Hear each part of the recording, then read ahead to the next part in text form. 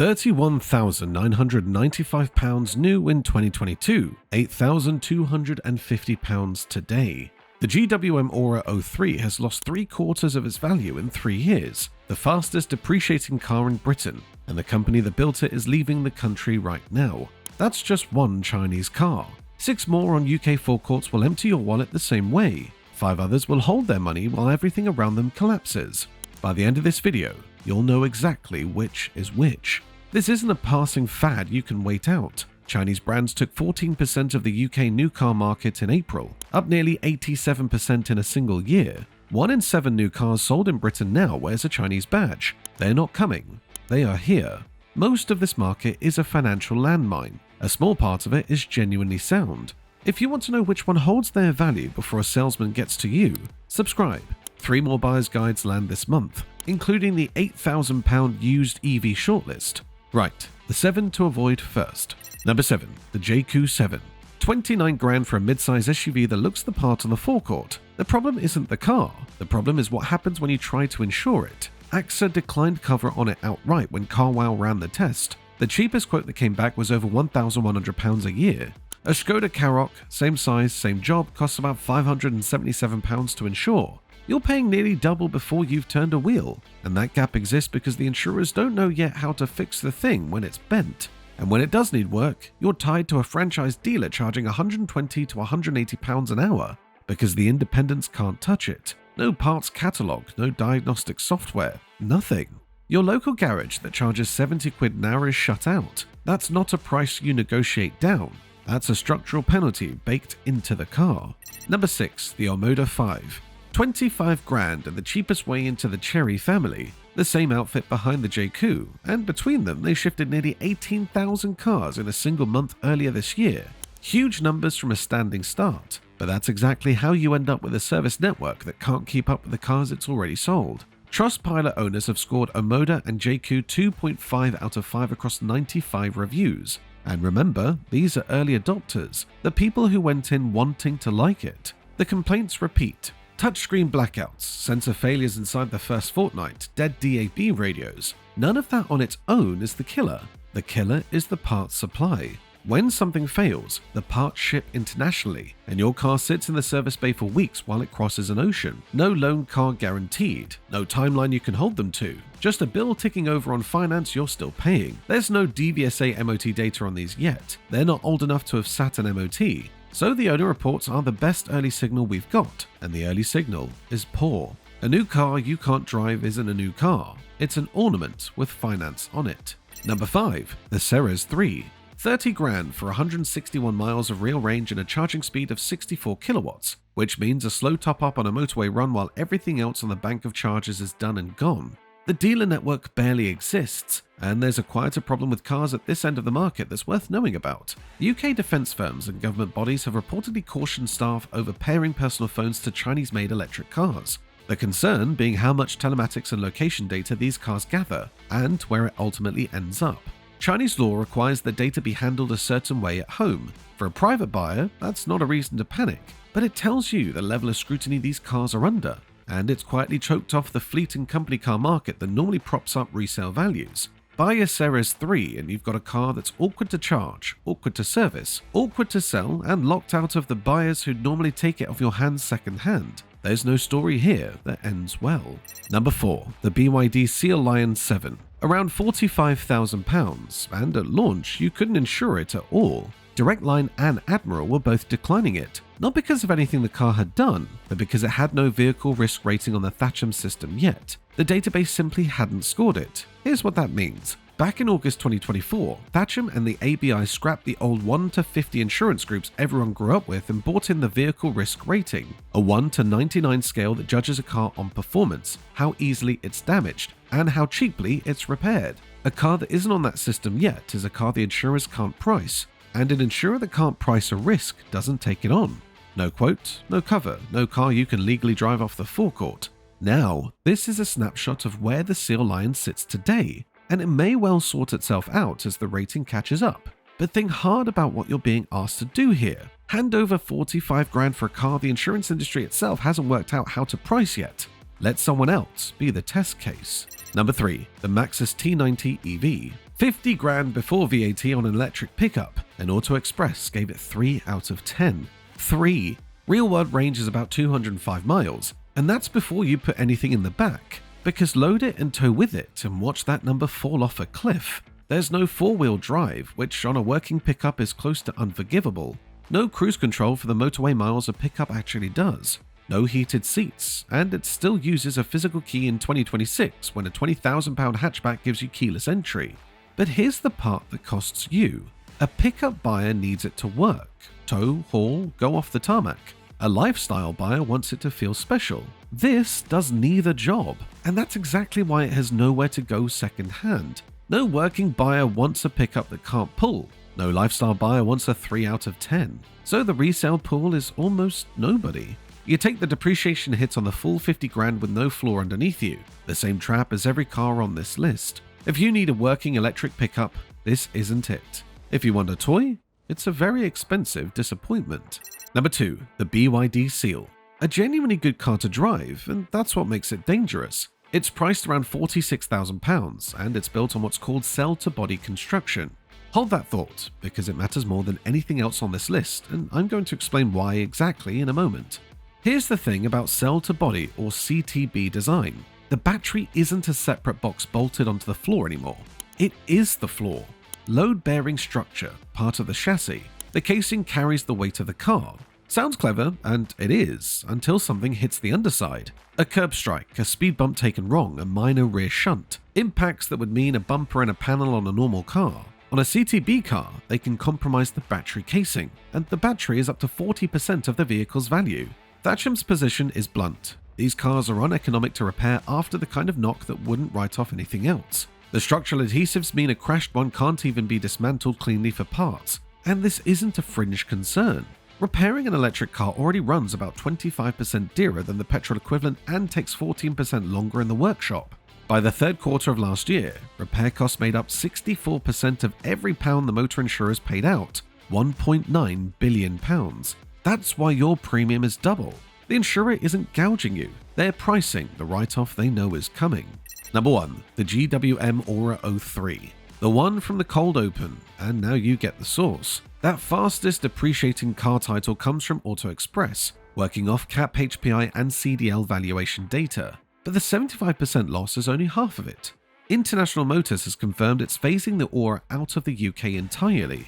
26 cars sold in the first quarter of this year, down from 542 the year before. A brand effectively gone. GWM is pivoting to Haval SUVs and pickups instead. So you'd be buying a 3-year stranded asset from a company that's already packed its bags. That's the real trap with the Chinese market, and it's worth understanding properly.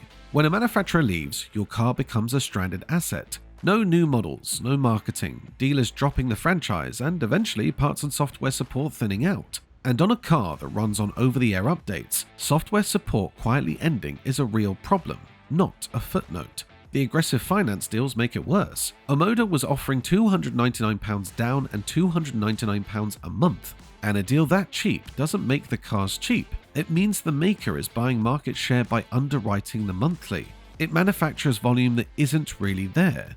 Here's the mechanism that bites you. On a PCP, the finance company sets a guaranteed future value at the start, what they reckon the car's worth at the end of the term.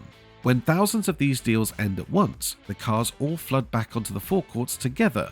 The real second-hand price collapses below that guaranteed figure, and the next round of deals gets repriced to match. Your 3-year-old car is worth less than anyone planned for. The EU saw some of this coming and slapped prohibitive tariffs on Chinese imports. The UK didn't, which is exactly why Britain became the soft landing ground while Europe stayed harder to crack. The tariff gap is the whole reason your local forecourt looks the way it does now.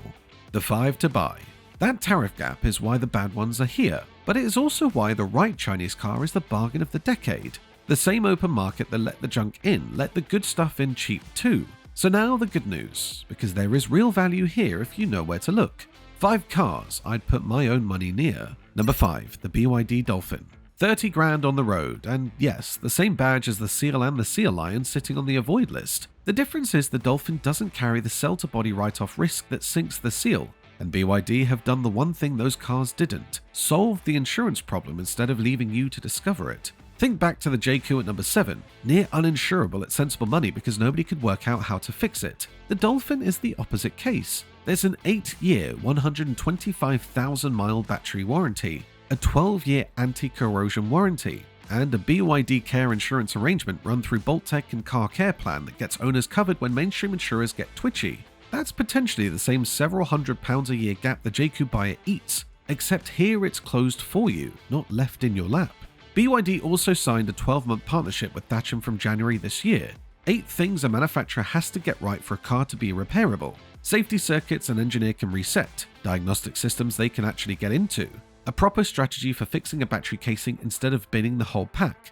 BYD signing up to that is them saying they'll build to it. It doesn't retroactively protect older stock, mind. But on a new Dolphin, you're buying from the one brand actually engaging with the problem instead of leaving you to find out the hard way.